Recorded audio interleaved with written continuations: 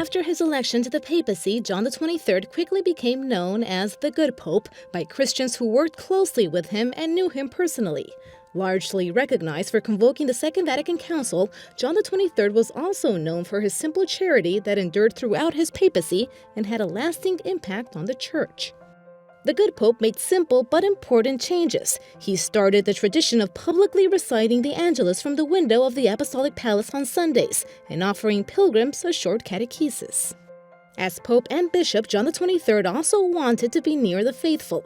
He was the first Pope to leave the walls of the Vatican to visit parishes, hospitals, and prisons around Rome.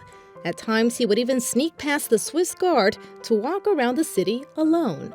John XXIII courageously chose the name of an anti-pope from the 15th century, and by doing so, redeeming it. Cardinal Roncalli had no fear to take the name of an impostor, which had been avoided for 500 years. During his pontificate, John XXIII witnessed 2 world wars that divided the world in 2 opposing political regimes. He recognized the need to build bridges of peace, and even exchanged letters with world leaders like the head of the Soviet Union.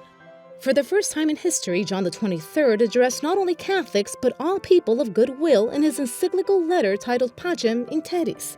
The encyclical strongly argued against the use of weapons as a means to justice. Only a few months after his election to the papacy, John XXIII announced a consistory to create 9 new cardinals, more than half of which were not Italian.